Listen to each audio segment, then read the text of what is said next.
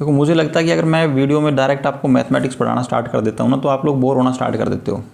तो क्या करेंगे अभी आज की वीडियो से हम, जो भी मुझे कुछ लगता है आप लोगों के लिए इंपॉर्टेंट चीज़, जो कुछ इंपॉर्टेंट पॉइंट्स मैं आपको बता सकूँ जिससे आप कुछ नया सीख सकें। देखो मोटिवेशनल कोट्स यार दुनिया बताती है, दुनिया भर की वीडियोस भरी पड़ी हैं, आप देख लेना, उनसे खूब मोटिवेट हो लेना जितना मन करे आपका। क्योंकि जो मोटिवेशन होता है ना वो दिमाग में 15-20 मिनट ही टिकता है, उसके बाद कहाँ मोटिवेशन गया, कहाँ क्या गया, कुछ नहीं पता चलता। इसलिए अगर कुछ काम की बात बताएं तो हो सकता है वो दिमाग में आपके में लाइफ टाइम रहे और काम भी आए आपके कुछ। तो आज मैं न्यूज़पेपर पढ़ रहा था, तो अभी 2 दिन पहले की बात है, तो उसमें एक हेडलाइन थी कि जो हमारे इंडियन रुपीज़ है, जो हमारी करेंसी है इंडिया की, वो अभी तक की, मतलब डॉलर के कंपैरिजन में अभी तक की सबसे पुअर कंडीशन पर पहुंच चुकी है। कहने का मतलब है कि जो $1 है वो 76 रुपये के लगभग पहुंच गया है, और हो सकता है नेक्स्ट 1 महीने 2 महीने में ये 77 और 78 तक भी चला जाए। तो कभी आप लोगों ने सोचा है, देखो आप 12th क्लास के स्टूडेंट हो, कभी आप लोगों ने सोचा है कि एक्चुअल में ऐसा होता क्यों है कि जो हमारे रुपीज़ है ये डॉलर के कंपैरिजन में घटता बढ़ता क्यों है। 1947 में जब हमारा देश आज़ाद हुआ था ना, उस टाइम पर $1 1 रुपये के बराबर हुआ करता था, बट आज इतने सालों में लगभग हम 76 रुपीज़ तक पहुंच गए हैं। $1 76 रुपीज़ के बराबर पहुंच गया है। तो कभी आप लोगों ने इस चीज़ पे दिमाग लगाया है कि ये एक्चुअल में होता क्यों है? तो मैं बताता हूँ आप लोगों को, एक छोटे सा एग्जांपल से बताता हूँ, और इतने प्यार से, इतने सिंपल तरीके से बताऊँगा कि ज़िंदगी भर आप लोगों को ये चीज़ याद रहेगी। ओके, फ्यूचर में काम भी आएगी, ऐसी बात नहीं, पढ़ने को मिलेगी आप लोगों को, इकोनॉमिक्स वगैरह पढ़ोगे तो पढ़ने को मिलेगी आप लोगों को। देखो जब हम बाज़ार में टमाटर परचेज़ करने जाते हैं तो आप लोगों ने देखा होगा, जो टमाटर का एग्जांपल मैं क्यों ले रहा हूँ, क्योंकि सभी बच्चे ने देखा है, सभी बच्चों ने, जो भी मेरी वीडियोस देख रहे हैं, मुझे लगता है कि टमाटर हर कोई इंसान इसको जानता है, इसको समझता है, इसका गणित भी समझता है। ओके, तो जब हम मार्केट में टमाटर परचेज़ करने जाते हैं तो आप लोगों ने देखा होगा जो टमाटर के रेट हैं वो किसी सीज़न में तो वही टमाटर हमें 80 रुपीज़ पर किलो के हिसाब से मिल रहा होता है, और किसी दूसरे सीज़न में वही टमाटर हमें 10 रुपीज़ पर किलो के हिसाब से मिल रहा होता है। ऐसा होता क्यों है? क्योंकि जो टमाटर की डिमांड है ना, टमाटर की खपत है मार्केट के अंदर, वो हमेशा कांस्टेंट बनी रहती है, लगभग कांस्टेंट ही होती है, लेकिन जो उसकी सप्लाई है वो घटती बढ़ती रहती है। अब किसी सीज़न में तो ऐसा होता है कि खेतों के अंदर जो टमाटर की एग्रीकल्चर है, जो फसल है वो काफ़ी अच्छी होती है, इसलिए मार्केट के अंदर जो टमाटर काफ़ी ज़्यादा मात्रा में अवेलेबल होते हैं। कहने का मतलब है कि जो टमाटर की सप्लाई है मार्केट में वो काफ़ी ज़्यादा होती है। उस टाइम पर क्या होगा, जो टमाटर के प्राइस हैं वो कम हो जाएंगे। बट सेम अगर दूसरे सीज़न की बात करें, जब टमाटर हमारे खेतों में अच्छा नहीं होता, उस टाइम पर जो टमाटर की फसल है वो अच्छी नहीं होती, उस टाइम पर क्या होता है कि उसकी जो सप्लाई है मार्केट में वो ज़्यादा नहीं हो पाती, क्योंकि जब टमाटर खेतों में नहीं हो पा रहे तो बाज़ार में कहाँ से आएंगे। इसलिए क्या होगा, उसकी डिमांड तो अभी भी वही चल रही है, यूज़ करने वाले लोग तो अभी भी उतने ही हैं, बट उसकी सप्लाई हो नहीं पा रही है, तो क्या होगा, उसके रेट है जो प्राइस वो बढ़ जाएंगे। सेम ऐसा डॉलर के केस में भी होता है। अब आप ये सोचोगे कि डॉलर में सप्लाई और डिमांड, इसका क्या मतलब है? देखो अगर हमारे पास डॉलर की सप्लाई ज़्यादा मात्रा में हो रही है, काफ़ी ज़्यादा डॉलर की सप्लाई हो रही है हमारे पास, जितनी उसकी डिमांड है उससे लगभग उतनी या फिर उससे ज़्यादा अगर सप्लाई हो रही है हमारे पास डॉलर की, तो जो हमारा रुपया है ना, जो हमारा रुपीज़ है, हमारी करेंसी, वो डॉलर के कंपेरिजन में स्ट्रॉन्ग हो जाएगा। बट अगर जो डॉलर की सप्लाई है हमारे पास वो काफ़ी कम है और उसकी डिमांड ज़्यादा है, तो जो हमारा रुपीज़ है ना वो काफ़ी कमज़ोर हो जाएगा। और आज की डेट के अंदर इसीलिए जो हमारा रुपया है वो कमज़ोर होता जा रहा है, जो हमारी करेंसी है वो डॉलर के कंपैरिजन में कमज़ोर हो रही है। क्यों? क्योंकि जो हमारे पास डॉलर की सप्लाई है वो उतनी नहीं हो पा रही है और जितनी उसकी डिमांड है, मतलब डिमांड ज़्यादा है, सप्लाई कम है। अगर ये इसका गैप बढ़ता जाएगा ना, तो जो हमारी करेंसी है उसकी जो वैल्यू है वो घटती चली जाएगी डॉलर के कंपेरिजन में, मतलब वो कमज़ोर होता चला जाएगा। आज 78, हो सकता है फ्यूचर में 80 85 भी देखने को मिले आप लोगों को। अब मैं बताता हूँ ये डॉलर की जो सप्लाई और डिमांड का क्या मतलब है। देखो सप्लाई का मतलब है कि डॉलर हमारे पास आ रहा है, भाई हमारे पास सप्लाई का मतलब जैसे टमाटर खेतों से हमारे पास मार्केट में आ रहा था ना, सेम उसी प्रकार से डॉलर भी क्या करेगा, ये भी हमारे पास आ रहा है, हमारी इंडियन गवर्नमेंट के पास। अभी आता कहाँ से आप लोग? हाँ देखो, डॉलर को हम प्रिंट तो करते नहीं है हमारे देश के अंदर, हम छापते तो है नहीं डॉलर को, कि हम लोगों ने जितनी डिमांड है, जितना चाहिए प्रिंट करना स्टार्ट कर दिया, ऐसा तो है नहीं हमारे पास। तो डॉलर हमारे पास आता है विदेशों से। अब विदेशों से ऐसा नहीं कि विदेश वाले जो बाहर की सरकारें हैं, दूसरे देश हैं, वो हमारे पास भेज देंगे ऐसे डॉलर, ऐसा नहीं होता है। डॉलर हमारे पास आता कब है? जब हम अपने देश से कोई चीज़ दूसरे देश को बेचते हैं, मतलब हम एक्सपोर्ट करते हैं। तो जब हम कोई चीज़ एक्सपोर्ट करेंगे किसी दूसरे देश में, तो वहाँ से हमें क्या मिलता है? डॉलर मिलता है। समझ रहे हो ना? अब कोई दूसरे देश के बच्चे हमारे देश के अंदर पढ़ने आएंगे तो अपनी कौन सी करेंसी लेके आएंगे? डॉलर लेके आएंगे। फिर इंडिया में आएंगे, डॉलर को देंगे हमारी भारत सरकार को, उसके बदले में उससे रुपीज़ लेंगे, और जहाँ उनका खर्चा है वो करना, अपना जो एक्सपेंसेस वगैरह कर सकते हैं उसको मतलब खर्च कर सकते हैं। डायरेक्ट हमारे देश में डॉलर तो चलता नहीं है, तो डॉलर हमारे पास कहाँ कहाँ से आ रहा है, एक तो एक्सपोर्ट से आ गया, दूसरा बाहर से कुछ बच्चे पढ़ने आ रहे हैं, पढ़ने का मतलब कोई भी सर्विस, किसी भी प्रकार की सर्विस हम विदेशियों को प्रोवाइड कर रहे हैं। उसके अलावा और डॉलर हमें कहाँ से मिलता है, जो बड़ी बड़ी कंपनियाँ हैं ना, वो जब हमारे देश के अंदर इन्वेस्टमेंट करती हैं, जैसे आप लोग ये देख रहे हो ना, अमेजन, गूगल, जो भी माइक्रोसॉफ्ट वगैरह, इसके अलावा और भी जो बड़ी ऑटोमोबाइल्स इंडस्ट्रीज़ हैं, जब ये इंडिया के अंदर इन्वेस्टमेंट करती हैं तो उससे क्या होता है, हमारे देश के अंदर डॉलर आता है, हमें हमारी इंडियन गवर्नमेंट को डॉलर मिलता है। इसके अलावा जो हमारे NRIs हैं, काफ़ी सारे जो NRIs हैं वो क्या करते हैं, इंडिया की जो बैंक है उसमें अपने पैसे डिपॉजिट करते हैं। उनकी कौन सी करेंसी है, डॉलर, मतलब वो हमारे देश में कौन सी करेंसी डिपॉजिट करते हैं, हमारे बैंकों में डॉलर डिपॉजिट करते हैं। ओके, तो इस प्रकार से काफ़ी सारे रास्ते हैं हमारे पास डॉलर आने के, तो इसको बोलते हैं सप्लाई। तो इनसे हमारे देश के अंदर डॉलर की सप्लाई होती है, समझ रहे हो ना। और डिमांड कौन लोग करता है, जब हम लोग विदेशों से कोई चीज़ मंगाते हैं, मतलब इंपोर्ट करते हैं, तो हमें क्या देना पड़ेगा उनको, डॉलर। रुपया नहीं मांगते वो लोग, उनको डॉलर चाहिए। अब हमारे देश की सरकार को अगर बाहर से तेल परचेज़ करना है, ऑयल परचेज़ करना है, पेट्रोल डीजल क्रूड ऑयल, तो उसके लिए हमें क्या देना पड़ता है, डॉलर देने पड़ते हैं, रुपये नहीं चलते वहाँ पे। ओके, दूसरा जो NRI जिन्होंने बैंक में पैसे डिपॉजिट किए थे, अगर वो कल अपना पैसा वापस मांगेगा तो हम क्या देना पड़ेगा उनको, डॉलर देना पड़ेगा भाई उनको। अब जो बड़ी बड़ी कंपनियां हमारे देश में इन्वेस्टमेंट कर रही हैं, कल को अगर वापस कुछ कमा के, देखो इन्वेस्टमेंट की है किस लिए की है, कमाने के लिए की है, इनकम करने के लिए। अब कमाने के बाद वो वापस अपने देश के अंदर लेके जाएंगे पैसा कमा के, तो वो क्या मांगेंगे हमारे से, डॉलर मांगेंगे, रुपीज़ नहीं मांगेंगे। तो उससे क्या है, डॉलर की डिमांड बढ़ती है। और सप्लाई पता है आप लोगों को, मैंने बता दिया कहाँ से आ रही है। और भी काफ़ी रास्ते हैं, 2-3 मैंने बताए हैं, इसके अलावा काफ़ी सारे हैं। सेम इसी प्रकार से डिमांड भी और काफ़ी ज़्यादा हैं, बाहर जाने के, जो डॉलर के वापस जाने के रास्ते भी काफ़ी ज़्यादा हैं। तो ये मेरे कहने का सिंपल यही मतलब है कि जो सप्लाई है और डॉलर की जो डिमांड है, अगर ये बैलेंस बनी रहेगी तो हमारी करेंसी भी बैलेंस चलती रहेगी। लेकिन अगर सप्लाई कम हो गई और डिमांड बढ़ गई तो जो हमारी इंडियन हमारी जो करेंसी रुपीज़, उसकी डॉलर के कंपैरिजन में वो मतलब घटती चली जाएगी, कमज़ोर होती चली जाएगी। और इसी वजह से आज की डेट के अंदर ये जो आप देखने को मिल रहा है, आप लोग न्यूज़ में सुनोगे आजकल, तो काफ़ी ज़्यादा चल रहा है चर्चा के अंदर ये, कि जो इंडियन करेंसी है हमारी रुपीज़, वो डॉलर के कंपैरिजन में काफ़ी कमज़ोर हो गई है। ओके, तो काफ़ी देर हो गई, आप लोगों को शायद सुन के अच्छा लगा होगा। अब हम टॉपिक पे आ जाते हैं, मैथमेटिक्स पे। तो अब हम स्टार्ट करते हैं हमारा मैथमेटिक्स। क्वेश्चन नंबर 8 तक मैं आपको ऑलरेडी कवर करा चुका हूँ, एग्जाम्पल नंबर 8 तक।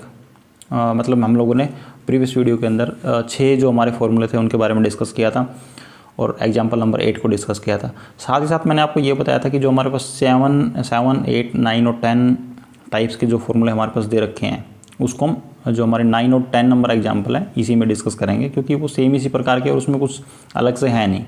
उसके लिए भी अगर मैं वहाँ पे आपको बताता तभी मुझे इन्हीं एग्जाम्पल को लेके वहाँ पे बताना पड़ता, इसलिए मैं इस एग्जाम्पल के थ्रू ही आपको बता देता हूँ कि वो क्या दे रखे हैं। आप क्वेश्चन करके आप खुद समझ जाओगे कि क्या चीज़ है वो। ओके, उनको अगर आप ना भी देखो वहाँ पर जाके तो कोई टेंशन वाली बात नहीं है। तो हमारा 9 नंबर क्वेश्चन हमारे पास दे रखा है, इंटीग्रेशन ऑफ, जो 9 का फर्स्ट पार्ट है that is integration of dx upon x square minus 6x + 13। देखो इन क्वेश्चन में हमें करना क्या है, जो हमारे पास नीचे क्वेश्चन दे रखा है ना, x² माइनस 6x + 13, तो इसको सोल्व करने से पहले आपको ये 2 फॉर्मूले पता होना ज़रूरी है। a माइनस बी का होल स्क्वायर किसके इक्वल होता है, a² + b² minus 2ab, and a + b का होल स्क्वायर किसके इक्वल होता है, that is equal to a² + b² + 2ab। ये 2 फॉर्मूले आपको लर्न होना जरूरी नहीं है, तो आप कर सकते हो। ओके, बाकी तो ये सभी बच्चों को लर्न होंगे, मुझे उम्मीद है आप लोगों से ये चीज़। तो देखो जो हमारा क्वेश्चन हमारे पास गिवन है ना, इस फॉर्म में गिवन है, a² + b² माइनस 2ab की फॉर्म में। हमने करना क्या, इस क्वेश्चन को इस फॉर्म में कन्वर्ट करके लिखना है, मतलब a माइनस बी के होल स्क्वायर की फॉर्म में कन्वर्ट करके लिखना है।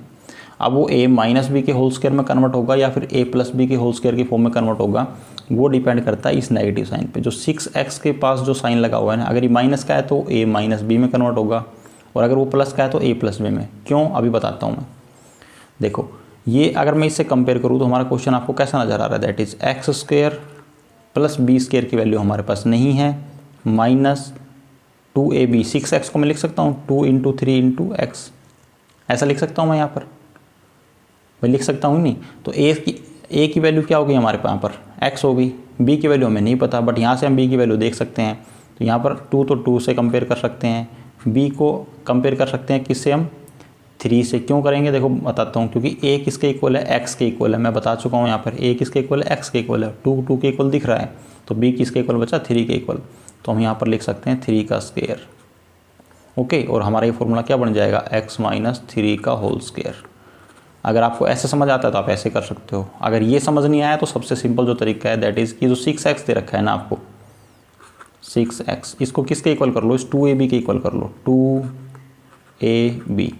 तो a की वैल्यू तो आपको पता है कितनी है, दैट इज़ x है हमारे पास, तो 6x इक्वल टू 2xb। तो यहाँ से आप b की वैल्यू इजीली फाइंड कर सकते हो। तो x कैंसिल आउट हो गया, 2 से ये बचा 3, तो b की वैल्यू हमारे पास कितनी आ गई 3। ओके, बस आपने b की वैल्यू फाइंड करनी थी। अब आपका क्वेश्चन हो चुका है कंप्लीट। अब हम क्या करेंगे, इस जो b की वैल्यू मिली है इसका स्क्वायर करके एक बार इस इक्वेशन में ऐड कर देंगे, एक बार माइनस कर देंगे। तो integration of dx upon x square minus 6x plus एक बार क्या करेंगे इसका स्क्वायर 3 का स्क्वायर इसमें ऐड कर देंगे, एक बार माइनस कर देंगे 3 का स्क्वायर, और प्लस 13 जो है उसको एज इट इज रखते हैं। ओके, अब देखो ये क्या बन गया formula, x square plus minus 6x plus 3 square, मतलब a square plus b square minus 2ab। तो किसका फॉर्मूला हो गया a माइनस b का होल स्क्वायर। तो मैं इसको लिख दूँ integration of dx upon x minus 3 का होल स्क्वायर। अब ये देखो ये कितना बच गया -9, 3 का स्क्वायर कितना हो गया -9 एंड प्लस 13। इसको आप अलग से सोल्व कर दो। तो जब मैं इसको सोल्व करूँगा तो क्या मिलेगा हमें यहाँ पर देखो, तो ये आ गया integration of dx upon x minus 3 का होल स्क्वायर, और ये बच गया हमारे पास प्लस का 4, और 4 को मैं क्या लिख सकता हूँ 2 का स्क्वायर। अब आप मेरे से बोलोगे हमने इसको 2 का स्क्वायर क्यों लिखा, क्योंकि जो 6 फॉर्मूले मैंने आप लोगों को बताए थे उसमें क्या था यहाँ पर x square plus A square था कि नहीं था। देखो फॉर्मूला मैंने क्या बताया था आप लोगों को, मैं फॉर्मूला लिख रहा हूँ यहाँ पर integration of dx upon x square plus A square. इसका फॉर्मूला क्या था, तो जब हम इसका फॉर्मूला लिखते हैं उसके पहले मैंने क्या बताया था हमें फॉर्मूला लर्न कैसे रखने हैं। हम चेक करेंगे ऊपर अंडर रूट है कि नहीं है, अंडर रूट नहीं है। अंडर रूट नहीं है तो यहाँ तो पर क्या आगे क्या आएगा 1/2a या फिर 1/a। उसके लिए हम क्या चेक करते थे प्लस माइनस का साइन, प्लस का साइन है तो इसका मतलब क्या आ जाएगा यहाँ पर 1/a, और प्लस का साइन है 1/a आ गया तो 1/a के साथ क्या लगता है tan इनवर्स, और tan इनवर्स के साथ x/a आपको आएगा। याद रखने की ज़रूरत ही नहीं है, प्लस c। फॉर्मूला आपको लर्न करने की ज़रूरत नहीं है, सिर्फ आप इसको देखो अंदाज़ा लगाओ। ओके, आप इजीली लिख सकते हो। अब मेरे जैसे मैं करता हूँ आप ऐसे करते जाओ, आपको ऑटोमेटिक चीज़ें लर्न हो जाएंगी जैसी आपकी एक्सरसाइज खत्म होगी तब तक। तो ये हमारा फॉर्मूला हो गया, मतलब हमने इस क्वेश्चन को इसमें कन्वर्ट करना है, इसलिए मैंने इसको 2 की पावर 4 की फॉर्म में लिख दिया, मतलब 2 की पावर स्क्वायर की फॉर्म में लिख दिया। इसको 4 को, इसको मैंने क्या लिख दिया 2 की पावर स्क्वायर। तो हमारे पास देखो यहाँ पर क्या आ गया, a की जो x है वो किसके इक्वल है कंप्लीट x माइनस 3।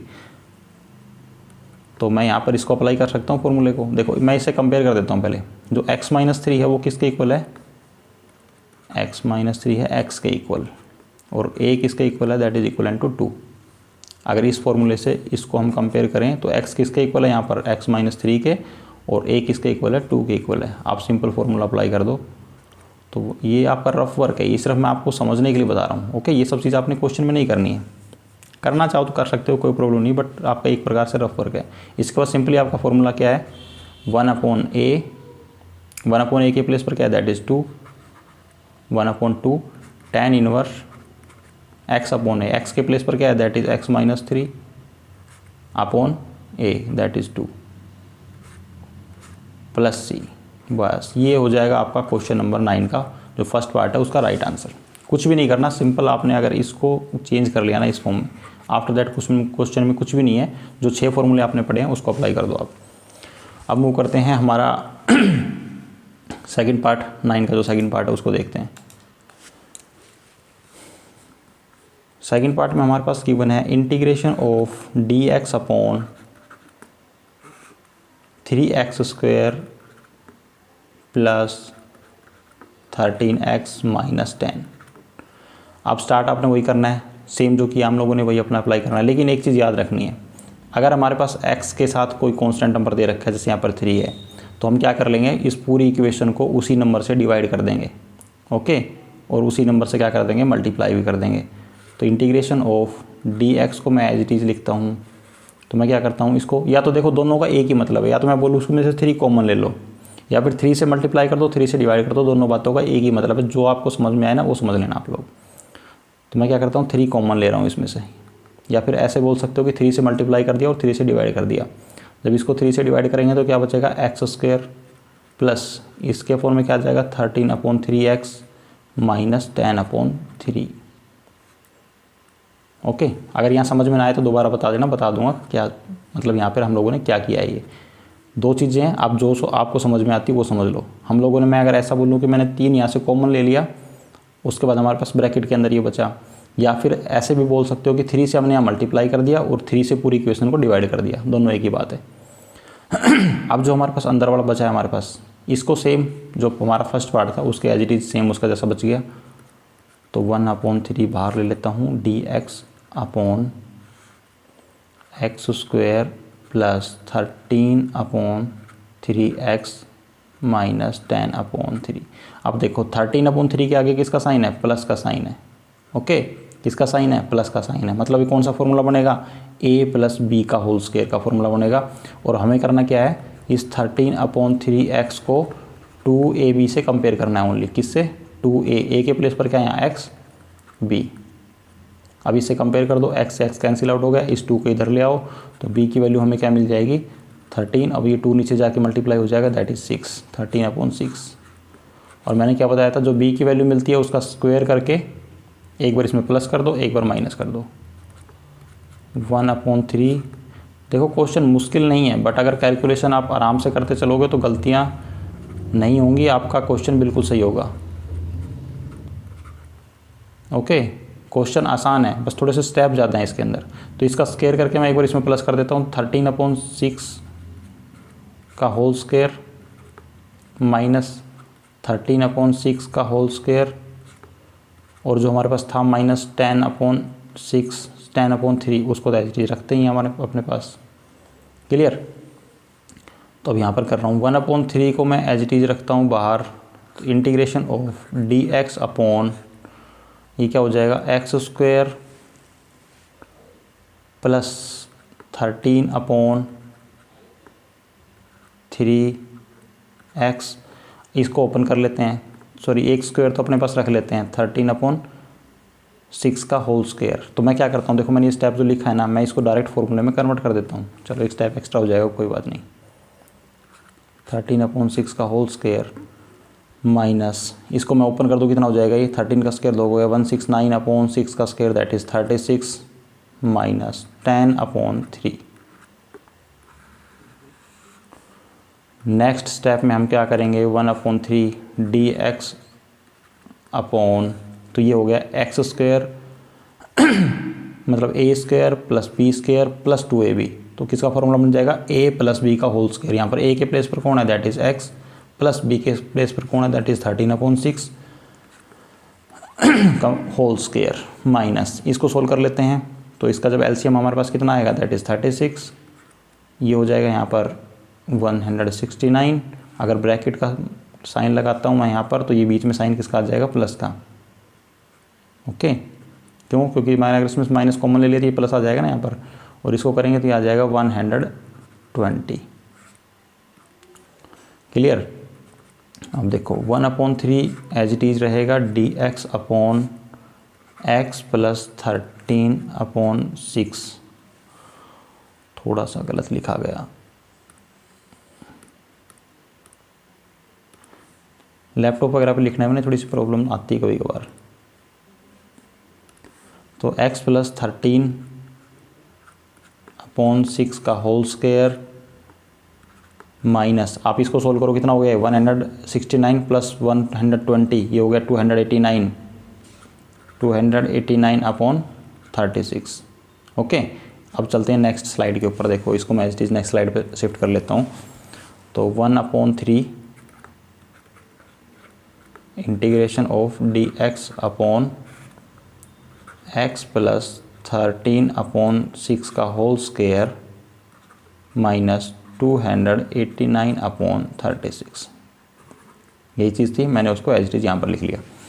अब हम क्या करते हैं, इसको स्क्वायर की फॉर्म में कन्वर्ट करेंगे। क्यों स्क्वायर की फॉर्म में कन्वर्ट करेंगे आपको पता है, क्योंकि हमने उसको जो हमारे 6 फॉर्मूले हैं उसकी फॉर्म में कन्वर्ट करना है। तो डी एक्स अपॉन ये हो जाएगा x प्लस 13/6 का होल स्क्वायर माइनस 289 किसका स्क्वायर होता है, दैट इज 17 का स्क्वायर, और 36 हो गया 6 का, तो ये हो जाएगा 17/6 का होल स्क्वायर। अब देखो ये फॉर्मूला कौन सा बन गया हमारे पास, एक्स स्क्वायर माइनस ए स्क्वायर। तो integration of d x upon x square minus A square का फॉर्मूला क्या होता है, ये शायद आप लोगों को पता है। अब हम कैसे करेंगे इसका फॉर्मूला, तो अगर अंडर रूट नहीं है तो हम क्या चेक करेंगे कि बीच में साइन प्लस का है या माइनस का। ओके, क्या चेक करेंगे हम यहाँ पर, तो हमारे पास यहाँ पर साइन है माइनस का, तो माइनस का साइन है तो इसका मतलब क्या आ जाएगा 1/2a। ओके, और 1/2a जैसे लगेगा इसके साथ क्या लग जाएगा log, और x माइनस ए है तो मॉडुलस x माइनस ए ऊपर एच डी आ जाएगा और नीचे आ जाएगा x प्लस ए प्लस सी। तो ये है हमारा फॉर्मूला इस चीज़ का। अब सिंपली इस फॉर्मूले को हम यहाँ पर अप्लाई कर देते हैं। तो 1/3 को मैं रखता हूँ बाहर, ब्रैकेट 1/2a, 1/2a, ए के प्लेस पर यहाँ पर क्या है, that is 17/6। Okay, log modulus x minus A, x कितना है यहाँ पर, x के प्लेस पर कौन है, x प्लस 13/6 माइनस ए के प्लेस पर कौन है 17/6 अपॉन x प्लस ए, तो x के प्लेस पर अगेन x प्लस 13/6 और प्लस ए के प्लेस पर है 17/6 मॉडुलस प्लस सी। ओके, तो देखो इस 2 से क्या हो गया, ये कैंसिल आउट हो जाएगा, ये बचेगा 3। तो इस 3 को मैं चेंज करके लिख दूंगा, तो 1/3 तो बाहर है हमारे पास, और ये हो जाएगा 3/17 log मॉडुलस। अब आप एक चीज़ नोटिस करो, इसके भी अपॉन में 6 है, इसके अपॉन में 6 है। अगर मैं इन दोनों को सोल्व करूं तो ये हमारे पास क्या बच जाएगा, x प्लस ये आ जाएगा x प्लस नहीं, x माइनस हो जाएगा क्योंकि 17 माइनस का है। तो इसको मैं इरेज करके लिख देता हूँ, ये हो जाएगा x माइनस 4/6 अपॉन, अगर इसको करेंगे तो ये आ जाएगा x प्लस, इसका करेंगे तो 13 प्लस 17 हो गया 30/6। ये मैंने एलसीएम लिया है सिंपली और कुछ नहीं किया। Okay, plus C. अब देखो आप चाहो तो इसको ऐसे भी कर सकते हो, आप इसके x के साथ एलसीएम ले सकते हो अगेन, तो 1/3, और अगर ये दोनों कंप्लीट ब्रैकेट के अंदर है तो ये 1/3 से 1/3 कैंसिल आउट हो जाएगा, हम ब्रैकेट बार बार लगाने की ज़रूरत नहीं है। हमारे पास क्या बच गया 1/17 log मॉडुलस, तो ये आ जाएगा 6x माइनस 4/6 रहेगा, और नीचे वाले के भी अपॉन, चलो मैं लिख देता हूँ अपॉन 6 अपॉन, ये हो गया 6x plus 30/6 modulus plus C. तो इस 6 से ये 6 क्या हो गया, कैंसिल आउट हो गया। ओके, अब हमारे पास इसमें से देखो 1/17 log मॉडुलस, इसमें से कुछ कॉमन आ सकता है, बिल्कुल इसमें से 2 कॉमन आ जाएगा। ऊपर क्या बचा हमारे पास 3x माइनस 2 अपॉन, इसमें से भी अगर मैं 2 कॉमन ले लेता हूँ तो अंदर क्या बच जाता है, that is 3x plus 15 modulus plus C. तो 2 से 2 क्या हो गया, कैंसिल आउट हो गया। ओके, अब देखो और क्या बचा हमारे पास इसके अंदर, अब बचा है 1/17 log मॉडुलस 3x माइनस 2/3, इसमें से मैं अगेन और कॉमन ले सकता हूँ, अंदर क्या बचेगा x प्लस 5 प्लस सी। अभी 3 नीचे कैंसिल आउट होगा नहीं, तो ये log m/n है, मैं इसको चेंज करके लिख सकता हूँ, तो 1/17 एच टी रहेगा log m, ये log m/n है, मैं इसको लिख दूँ log m माइनस n, तो ये हो जाएगा log 3x minus 2 modulus minus log of 3 into x plus 5 plus c, log m minus n हो गया।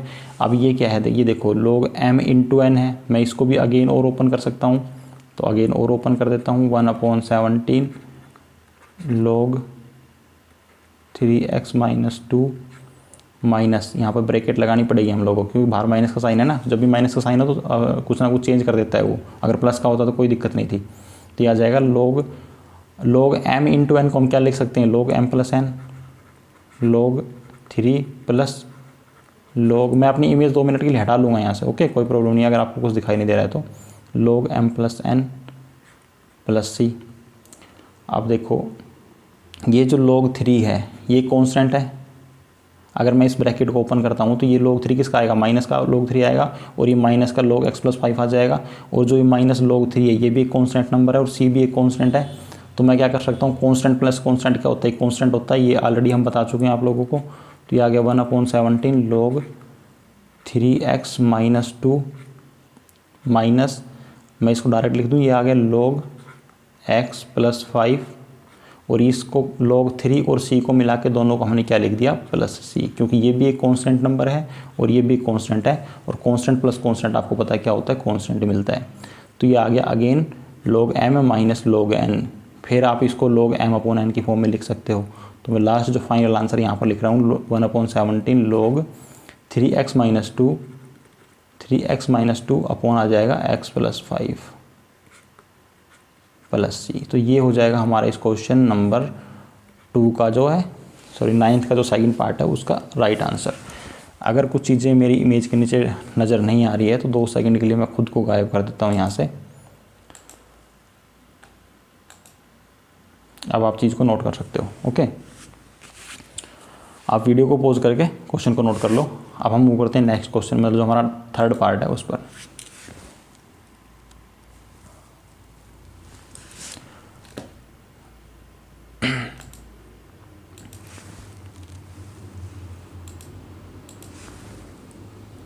तो थर्ड पार्ट में हमारे पास क्या गिवन है, dx अपॉन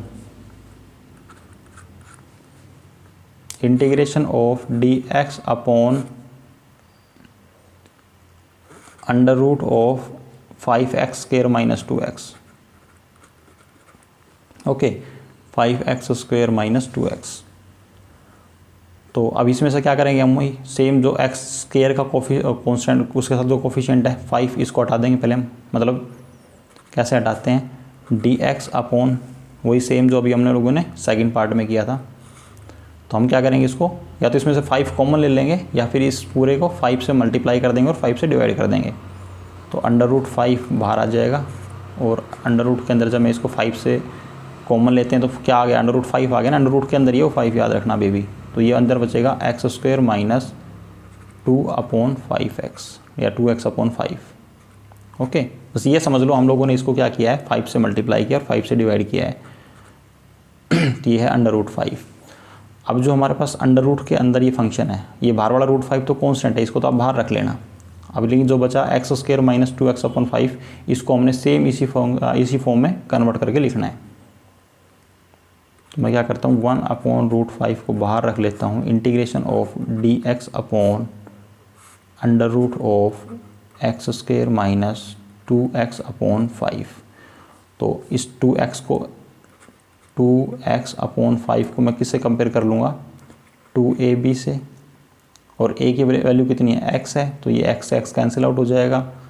अब b की वैल्यू हमारे पास कितनी आ जाएगी, अगर मैं 2 को इधर लेके आऊँगा, वैसे 2 से 2 कैंसिल आउट हो गया, तो b की वैल्यू हमारे पास कितनी बची, 1/5। b की वैल्यू कितनी बची, 1/5। अब सिंपली करना क्या है, इसका एक बार स्क्वायर करके इसमें ऐड कर देते हैं और एक बार माइनस कर देते हैं। तो 1/√5 integration of dx upon under root अभी चल रहा है, ये सब कुछ अंडर रूट के अंदर ही हो रहा है, ये याद रखना, x square upon 2x upon 5 plus under root को आगे तक लेके चलो 1/5 का होल स्क्वायर माइनस, एक बार इसको माइनस भी करना है ना, तो 1/5 का होल स्क्वायर। अब ये देखो क्या बन गया, a square plus b square minus 2ab, तो इसको हम क्या लिख देंगे, a माइनस b का whole square. 1/√5 integration of dx upon under root के अंदर ही है सब कुछ, तो x माइनस 1/5 का होल स्क्वायर, और उसके अलावा हमारे पास क्या बचा, और इसके अलावा बच गया ये माइनस 1/5 का होल स्क्वायर। इसका स्क्वायर हमें खोलने की ज़रूरत नहीं क्योंकि हमें स्क्वायर की फॉर्म में चाहिए। तो तो ये कौन सा फॉर्मूला बन रहा है हमारे पास, देखो कौन सा फॉर्मूला बन गया ये, अंडर रूट हो integration of d x upon under root of x square minus A square. तो जैसे आप लोगों ने क्या देखा, अंडर रूट देखा, तो अंडर रूट का क्या फॉर्मूला होता है, हम क्या लगाएंगे लोग, क्योंकि 1/2a और 1/a नहीं आएगा यहाँ पर लोग, और एक्स स्क्वायर माइनस ए स्क्वायर क्या होता है, एज इट इज होता है, तो मॉडुलस सिर्फ उसमें हमें एक्स प्लस करना होता है, और जो हमारे पास दे रखा है वो एज इट इज लिख देंगे, एक्स स्क्वायर माइनस ए स्क्वायर प्लस सी। ओके, ये फॉर्मूला होता है इस चीज़ का। अब सिंपली हमारे पास ये आ गया एक्स और ये आ गया ए, इसके अंदर अप्लाई कर देते हैं फॉर्मूले में। 1/√5 एज इट इज लिख देते हैं, बार कांस्टेंट है, ब्रैकेट, ये क्या आ जाएगा लोग मॉडुलस एक्स के प्लेस पर क्या आ जाएगा, that is x minus 1/5 plus under root of, अब मुझे ना इस फॉर्मूले को इरेज करना पड़ेगा क्योंकि मेरे पास थोड़ी स्पेस की कमी है, आप लोग नोट कर लो, मैं इस फॉर्मूले को हटा रहा हूँ यहाँ से। ओके,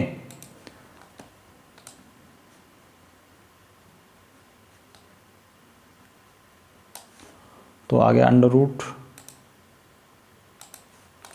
तो इसके अंदर क्या आ जाएगा, under root of x square minus A square, तो एक्स के प्लेस पर कौन है, दैट इज एक्स माइनस 1/5 का whole square X square minus ए स्क्वायर, तो ए स्क्वायर के प्लेस पर कौन है, दैट इज 1/5 का square. Okay, and modulus plus C. अब सिंपली आप इसको सोल्व कर दो, अंदर वाले को 1/√5 एज इट इज रहेगा, कॉन्स्टेंट है बाहर चल ही रहा है हमारे पास, लोग इसका सोल्व करेंगे तो ये आ जाएगा x माइनस 1/5 लिखा हुआ है यहाँ पर, कोई दिक्कत नहीं है, प्लस इसको जब आप अंदर के सोल्व करोगे इसको तो ये आ जाएगा, अगर इस ब्रैकेट को हम ओपन करते हैं तो X square plus A square plus B square, B square मतलब 1/5 का whole square minus 2ab 1/5 plus, sorry ये माइनस का साइन है, माइनस 1/5 का होल स्क्वायर प्लस सी। अब देखो ये 1/5 का होल स्क्वायर प्लस में है और ये 1/5 का होल स्क्वायर माइनस में है, तो इससे ये कैंसिल आउट हो गया, अंदर हमारे पास क्या बचा 1/√5 log x minus 1/5 plus under root, इसके अंदर क्या बचा, एक बचा एक्स स्क्वायर और यहाँ से बचा minus 2x/5 modulus plus C. तो ये हो जाएगा हमारा इस क्वेश्चन का राइट आंसर, नंबर 3 पार्ट का राइट आंसर। ओके, अब चीज़ें शायद सब कुछ क्लियर हो रहा है आप लोगों को, अब नोट कर लो वीडियो को पॉज करके। अब देखते हैं हमारा next question, sorry next example, example number 10। Same इसी प्रकार से, काफ़ी आसान है, कोई डिफिकल्ट नहीं है उसके अंदर भी, अगर ये आपको समझ आ गई चीज़ें तो वो भी समझ आ जाएगा। तो क्वेश्चन नंबर 10 का जो फर्स्ट पार्ट है उसमें दे रखा है हमारे पास x + 2/2x² + 6x + 5 dx। देखो जो क्वेश्चन नंबर 9 और 10 है दोनों में खास ज़्यादा डिफरेंस नहीं है, थोड़ा सा डिफरेंस है। इसमें हमारे पास x + 2 ऊपर एक्स्ट्रा गिवन है, 9 नंबर क्वेश्चन में नहीं दे रखा था।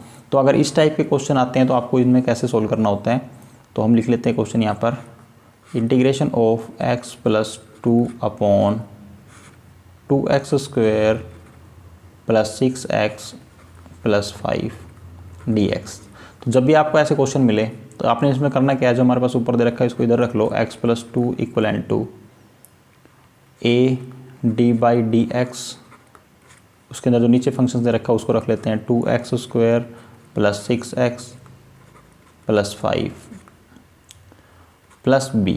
सिर्फ आपने उस क्वेश्चन को इस फॉर्म में चेंज करके लिखना है और यहाँ से आपने क्या करना है, सिंपल जर्नली a और b की वैल्यू फाइंड करनी है। अब a और b की वैल्यू कैसे फाइंड करेंगे हम, तो इसका x + 2 को मैं क्या रखता हूँ, एज इट इज रखता हूँ a, इसका हम डेरिवेटिव d/dx फाइंड कर लेंगे, कितना आ जाएगा, यहाँ से आ जाएगा 4x, इधर से आ जाएगा 6 और 5 का हो जाएगा 0 + b। तो मैं क्या करता हूँ, a से अंदर मल्टीप्लाई कर देंगे, x + 2 = ये आ जाएगा 4ax + 6a + b। अब x के जो कोफिशिएंट है उनको कंपेयर कर लो, तो x का कौन है यहाँ पर, इधर से 4a है और इधर से 1, तो 1 किसके इक्वल आ गया, 4a के इक्वल आ गया। तो यहाँ से a की वैल्यू आपको कितनी मिल गई, दैट इज़ 1/4। ओके, और कांस्टेंट जो इधर से क्या है 2 किसके इक्वल आ जाएगा, इधर कांस्टेंट फंक्शन क्या क्या है हमारे पास, that is 6a + b। Okay, अब यहाँ से b की वैल्यू हम कैसे फाइंड कर सकते हैं, a की वैल्यू हमें ऑलरेडी मिल चुकी है, वैल्यू पुट कर देंगे उसके अंदर, 2 = 6 × 1/4 + b, तो ये आ जाएगा, कैंसिल आउट करेंगे तो हो गया 3/2 और b = 2 माइनस 3/2 को इधर लेके आएंगे तो ये मिल गया 4 माइनस 3 दैट इज़ 1/2। तो b की वैल्यू हमें कितनी मिल गई, that is equal to 1/2। Okay, बस ये सिंपली हमें a और b की वैल्यू चाहिए थी।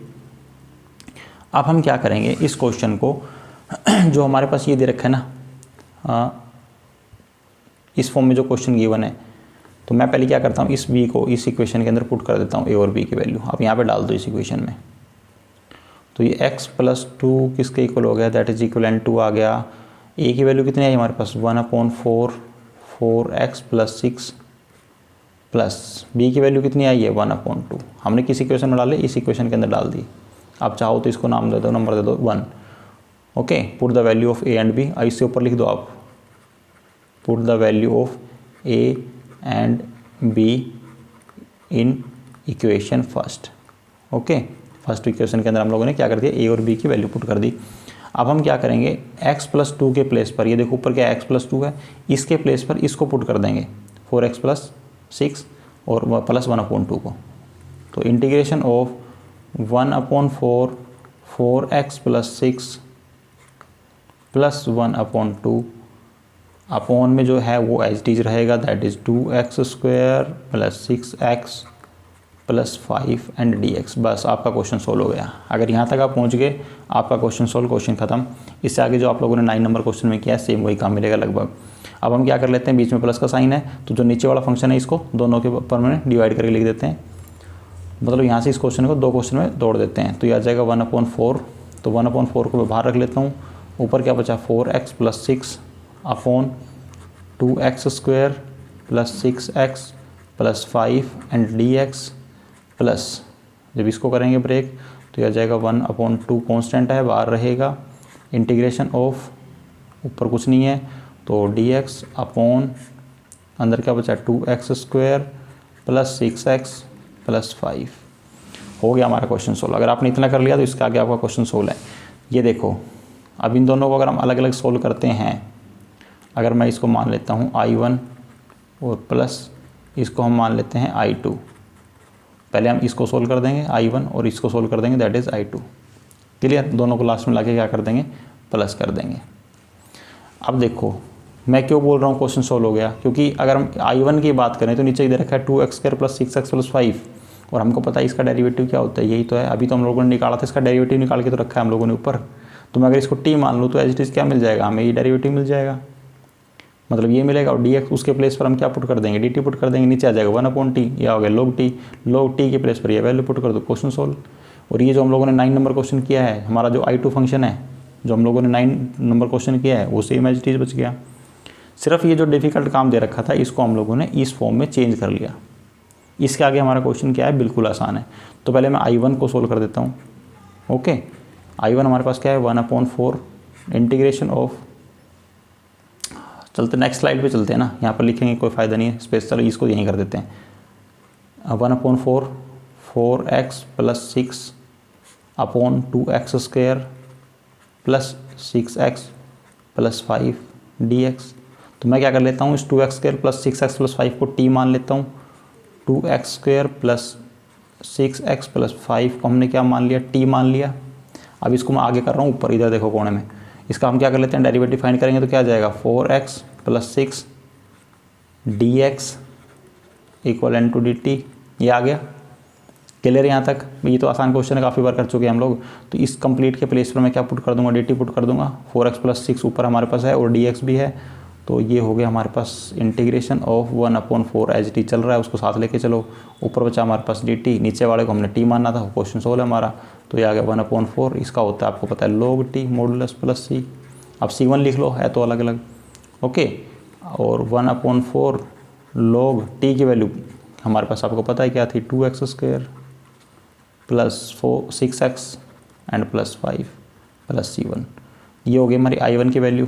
तो I1 को सोल्व करना तो बहुत आसान था, क्यों, क्योंकि हर एक क्वेश्चन में ऐसा ही होगा आप लोगों के साथ। जितने भी इस प्रकार के क्वेश्चन करोगे, जो हमारा I1 है वो तो जब सोल्व हो जाएगा आप लोगों से। क्यों, क्योंकि उसका डेरिवेटिव हमारे पास ऊपर मिलेगा। हम जब उसको चेंज करके लिखेंगे तो नीचे वाला जो डेरिवेटिव है वो हमारे पास ऊपर रहेगा।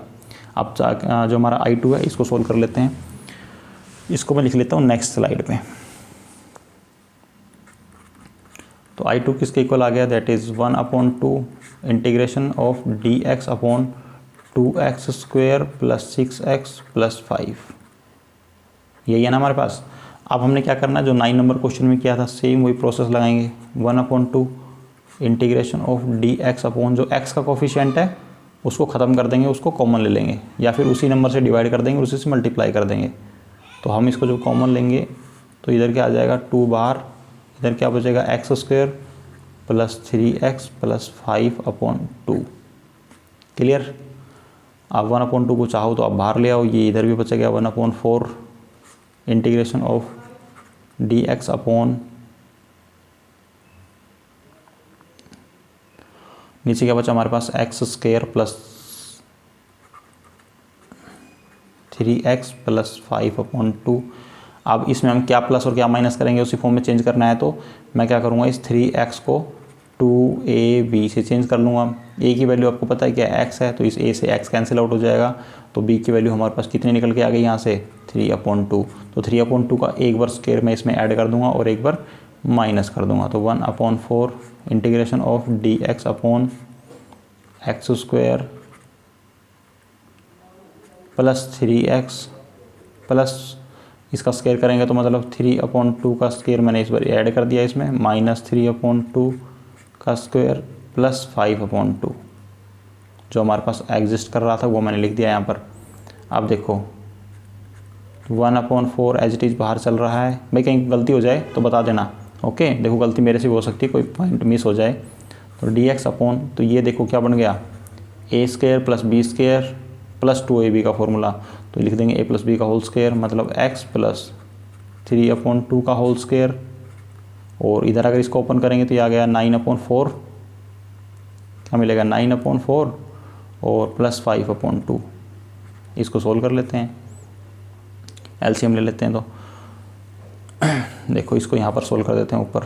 तो 1/4 को एज इट इज़ रखते हैं, dx अपॉन ये आ गया x प्लस 3/2 का होल स्क्वायर, और माइनस का साइन मैं बाहर रख लेता हूँ। सोल्व कर देते हैं इसको अंदर, तो अंदर आ जाएगा 9/4 माइनस 5/2। और इसको मैं सोल्व करके लिख देता हूँ, रफ मार कर लेता हूँ, साइड में सोल्व कर देता हूँ। 4 एलसीएम आ गया, इधर बचा 9 और ये करेंगे तो आ गया 10, मतलब 1/4 आ जाएगा। कितना आ जाएगा ये -1/4। तो 1/4 integration of dx upon x plus 3/2 का होल स्क्वायर। देखो क्वेश्चन थोड़ा बड़ा ज़रूर है, लेकिन क्वेश्चन है आसान, करना कुछ नहीं है, आप लोगों ने कोई एक्स्ट्रा दिमाग नहीं लगाना। मैं मानता हूँ कि क्वेश्चन बड़ा है, थोड़ा टाइम लगेगा क्वेश्चन को सोल्व करने में, लेकिन वैसे कुछ डिफिकल्ट नहीं है। देखो तो ये आ गया माइनस का 1/4 और एक -1/4 है, तो ये प्लस हो जाएगा 1/4, और 1/4 को मैं स्क्वायर की फॉर्म में लिख देता हूँ, तो 1/2 का स्क्वायर लिख दूँ, कोई दिक्कत नहीं है। समझ गए ना यहाँ तक, तो आपको प्रॉब्लम नहीं है। अब सिंपली फॉर्मूला अप्लाई करना है। ये कौन सा फॉर्मूला बन गया, dx अपॉन, अगर आप चाहो तो मैं फॉर्मूला फिर लिख देता हूँ, dx अपॉन क्या बन गया x² प्लस a², ओके। और अंडर रूट है नहीं, x² अपॉन a² आ गया तो 1/a आ जाएगा, और 1/a जैसे आप देखोगे क्या लगा दोगे, tan inverse x upon a plus c, okay. ये फॉर्मूला इसमें अप्लाई कर दो आप लोग। तो 1/4 हमारे पास चला आ रहा है, एंड टू 1/a, तो 1/a के प्लेस पर क्या है 1/2, 1/1/2 कर देंगे इसको हम। tan इनवर्स x के प्लेस पर क्या है, that is x plus 3/2 upon a, that is 1/2 plus c, okay. ये tan inverse x upon a है ना, तो x के प्लेस पर x प्लस 3/2 है, और ये देखो ये 2 से 2 कैंसिल हो गया, क्या बच गया 2, तो ये बच गया 1/2 tan इनवर्स। इसको आप सोल्व कर लो थोड़ा सा, कुछ क्या आएगा, इधर आ जाएगा 2x प्लस 3/2 अपॉन 1/2, तो इस 2 से ये 2 कैंसिल आउट हो गया, प्लस c। तो यहाँ पर हमारे पास बच गया है 1/2 tan इनवर्स, ऊपर बचा only 2x plus 3 plus c। अब इसके पीछे जो c लिख रहे हैं ना, हम c2 लिख लो, क्योंकि i2 सोल्व कर रहे हैं ना, तो ये किसकी वैल्यू हो जाएगी c2, ओके। अब c1 आ गया, c2 आ गया, सिंपल, दोनों को प्लस कर दो यार, वो बचा क्या क्वेश्चन के अंदर, तो आंसर हो गया हमारा। तो i1 क्या था, मैं उसको उठा लेता हूँ वहाँ से पीछे से, तो था 1/4 log modulus 2x² plus 6x plus 5 plus c1 और c2 को हम लास्ट में c लिख देंगे ओनली, ओके। अब I2 की वैल्यू लिख दो यहाँ पर 1/2 tan इनवर्स 2x + 3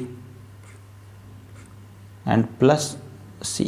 तो ये हो जाएगा हमारा क्वेश्चन नंबर जो 10 है उसका जो फर्स्ट पार्ट है उसका राइट आंसर। देखो क्वेश्चन कितना बड़ा था ना, बट इसमें मुझे नहीं लगता है डिफ़िकल्ट कुछ होगा, क्योंकि सिर्फ गिनती के 2 फॉर्मूले लगाए हैं, बाकी स्टेप थोड़े ज़्यादा हैं देखो। और ये चीज़ें आएंगी प्रैक्टिस से, आप 2-3 बार प्रैक्टिस करो, उसके बाद आपको दिमाग के लिए लगाना। जैसे आप कार ड्राइविंग करते हो ना, स्टार्टिंग में सीखते हो तो दिक्कत आती है, बाद में स्मूथली चलती है अपने आप।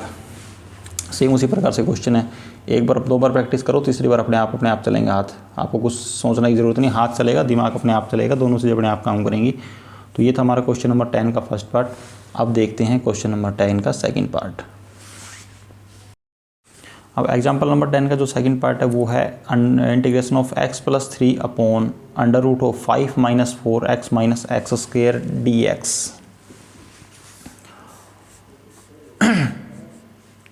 Second part, that is integration of x + 3 upon √5 - 4x - x² into dx। अब सिंपल वही क्वेश्चन सेम जो हम लोगों ने फर्स्ट पार्ट में किया है। क्या करेंगे, x + 3 को किसके इक्वल पुट कर लेंगे। इसका अंडर रूट आप लोगों ने नहीं लेना है, अंडर रूट को वहीं छोड़ दो। d/dx अपॉन d/dx इंटू इसको उठा लो 5 - 4x - x² प्लस b। अब x + 3 को हम क्या करते हैं, एज इट इज़ रखेंगे a, और इसका जब हम डेरिवेटिव करेंगे तो क्या आ जाएगा, दैट इज़ 5 का 0 हो गया, इसका हो जाएगा -4 और इसका हो जाएगा -2x प्लस b। अब सिंपली a से अंदर मल्टीप्लाई कर देते हैं तो x + 3 किसके इक्वल हो गया, -4a and -2ax plus b as it is रहेगा। अब जो x के कोफिशिएंट है उसको कंपेयर कर लो, इधर से x के साथ कौन है, -2a और उसके साथ कौन है 1, तो 1 किसके इक्वल हो गया, -2a के इक्वल। तो यहाँ से जो a की वैल्यू हमें कितनी मिल गई, -1/2। सेम इसी प्रकार से कांस्टेंट नंबर को इक्वेट कर लो, इधर से कांस्टेंट है 3 और इधर से कौन कौन है, एक तो -4a है, -4a और इधर से है +b।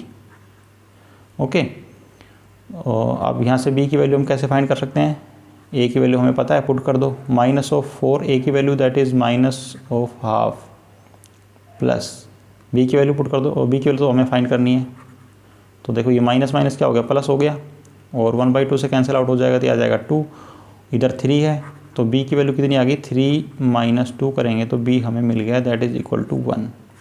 ओके, तो b की वैल्यू 1 आ गई और इधर से a की वैल्यू कितनी है, -½ मिल गई हम लोगों को। अब हम क्या करते हैं, इस वैल्यू को इस इक्वेशन में पुट कर देते हैं, इसको हम मान लेते हैं इक्वेशन 1।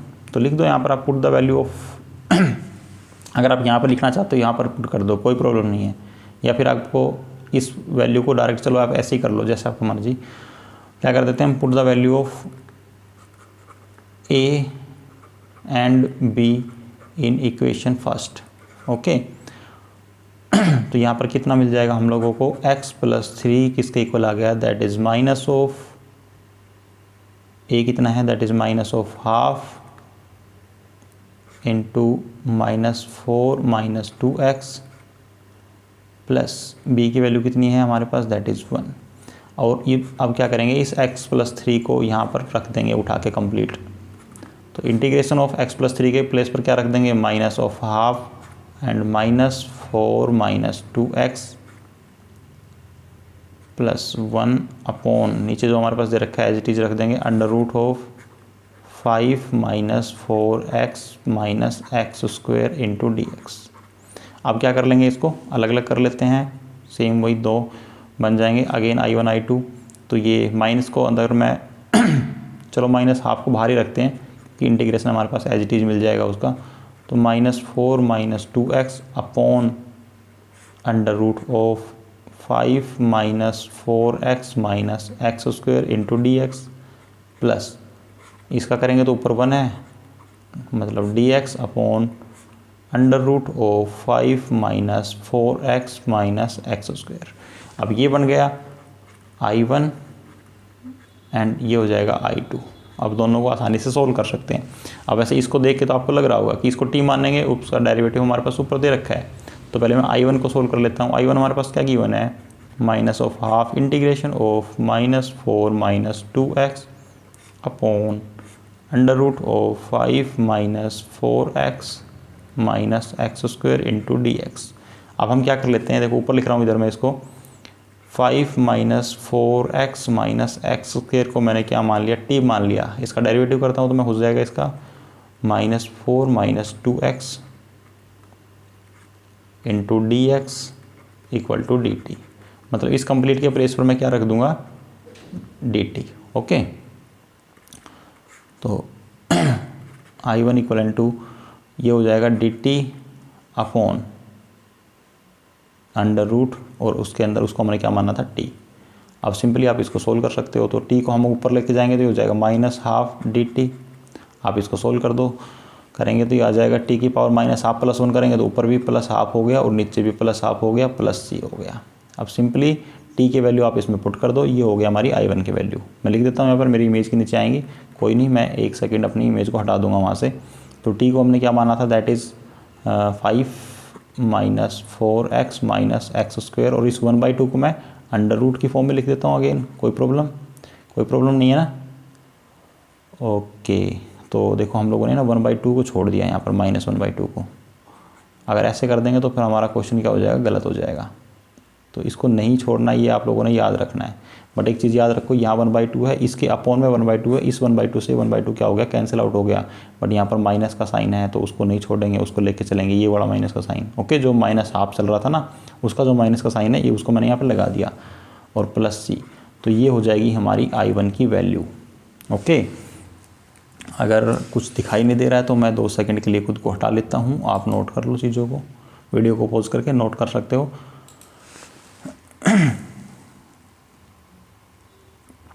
अब देखते हैं, हमारा I2 फाइंड कर लेते हैं। I2 integration of dx upon under root of 5 minus 4x minus x square. Okay, अब इसको सोल्व कर लेते हैं। ये हमारा 9th क्वेश्चन जैसा हो गया। तो इसको मैं क्या करूं, देखो इधर माइनस का एक्स स्क्वायर है ना, तो मैं पहले कोशिश करता हूं कुछ देर के लिए इस एक्स स्क्वायर को प्लस का कर लेता हूं। क्यों, क्योंकि हमने प्लस एक्स स्क्वायर से क्वेश्चन सोल्व किए, तो हमें उसकी हैबिट है। तो अंडर रूट 5 माइनस को मैं कॉमन ले लेता हूँ बाहर, तो अंदर क्या बचेगा हमारे पास, 4x प्लस एक्स स्क्वायर। आप देखो सही लग रहा है ना, कुछ अच्छा दिख रहा है दिखने में। अब क्योंकि माइनस लग रहा था तब तक थोड़ा सा कन्फ्यूजन था यार, क्या करें इसका। अब माइनस आ गया बाहर, अंदर बचा +4x और प्लस एक्स स्क्वायर। तो मैंने क्या बताया था आप लोगों को, जो x की टर्म है, मतलब यहाँ पर कितना है 4x, उसको किस से कंपेयर करना है, 2ab से। और a की वैल्यू कितनी है x, तो a से कैंसिल आउट हो जाएगा x, तो 2 से ये कैंसिल आउट हो गया 2। तो b की वैल्यू मुझे कितनी मिली, दैट इज़ 2। मतलब 2 का स्क्वायर मैं एक बार इसमें ऐड कर देता हूँ और 2 का स्क्वायर इसमें से माइनस कर देता हूँ। dx upon under root of 5 minus, एक काम करना ब्रैकेट ज़रूर लगा के रखना। अभी फिलहाल हम ब्रैकेट के अंदर काम कर रहे हैं, बाहर काम नहीं कर रहे हैं, ज़रूर ध्यान रखना आप लोगों ने। तो मैं क्या करूँगा, अगर 5 इसमें 4 को ऐड कर दूंगा, 4 मतलब 2 का स्क्वायर। ओके, एंड माइनस एक बार 2 के स्क्वायर को हमने माइनस कर दिया, प्लस 4x और प्लस एक्स स्क्वायर को मैंने एज डीज रख लिया। तो अब देखो a square plus B square plus 2ab, इससे क्या बन गया हमारा x प्लस 2 का whole square. Integration of dx upon under root of 5 minus, तो ये तो -4 तो बच गया हमारे पास, एक्स्ट्रा है अभी ये, प्लस, और उसके अलावा क्या आ गया x प्लस 2 का होल स्क्वायर। क्लियर यहाँ तक। अब हम ब्रैकेट को ओपन कर देते हैं क्योंकि सब कुछ साफ साफ दिख रहा है तो हम लोगों को। dx upon under root of 5 minus minus क्या हो जाएगा, दैट इज़ +4, और प्लस ये है, जब ब्रैकेट ओपन करेंगे तो साइन माइनस का हो जाएगा, -x प्लस 2 का होल स्क्वायर। ओके, अब आगे क्या करेंगे इसको देखो, इंटीग्रेशन ऑफ dx अपॉन ये हो जाएगा 5 + 4 9, और 9 को मैं क्या लिख सकता हूँ, 3 का स्क्वायर लिख सकता हूँ, -x प्लस 2 का होल स्क्वायर। क्लियर। अब ये फॉर्मूला बन गया हमारे पास simple, a square minus B square, but हमारे पास अंडर रूट तो मैंने लगाया नहीं, छोड़ दिया, गलती हो जाएगी अगर अंडर रूट छोड़ देंगे तो under root of 3 square minus x plus 2 का होल स्क्वायर। अब ये फॉर्मूला कौन सा है, dx upon under root of a square minus x square. अब हम लोगों के पास अंडर रूट में दे रखा है और a आगे है, तो हम क्या करेंगे, फॉर्मूला कौन सा होता है, साइन इनवर्स, और जैसे साइन इनवर्स दिखेगा साथ में क्या लगा देंगे, एक्स अपॉन ए प्लस सी। ओके, तो ये फॉर्मूला कौन सा हो जाएगा इसका, साइन इनवर्स एक्स अपॉन ए। सिंपल फॉर्मूला अप्लाई कर दो इसके अंदर आप, साइन इनवर्स एक्स के प्लेस पर कौन है यहाँ पर, एक्स प्लस 2 अपॉन ए के प्लेस पर कौन है, अपॉन 3 प्लस सी। तो ये हो जाएगी हमारी I2 का राइट आंसर। ओके, अब हमने क्या करना है, सिंपल I को क्या करना है, I1 प्लस I2 कर देते हैं। तो I1 की वैल्यू क्या थी वो उठा लेता हूँ पीछे से, that is minus of under root of 5 minus 4x minus x square, ये I1 की वैल्यू थी, प्लस I2 की वैल्यू कितनी आई है, sine inverse x plus 2 upon 3 and plus C1 और C2 को दोनों कांस्टेंट है ना, C1 प्लस C2 कांस्टेंट है, तो क्या आ जाएगा C।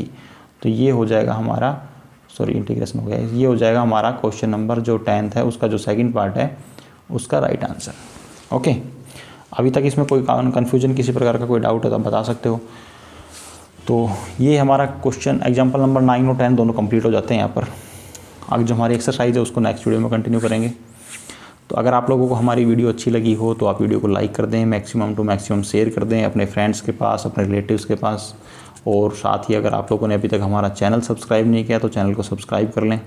ओके, और साथ में जो बेल आइकन का बटन आता है ना उसको ज़रूर प्रेस कर लेना ताकि नोटिफिकेशन आपको टाइम टू टाइम मिलता रहे। तो ठीक है फ्रेंड्स, मिलते हैं नेक्स्ट वीडियो में, तब तक के लिए बाय बाय, टेक केयर।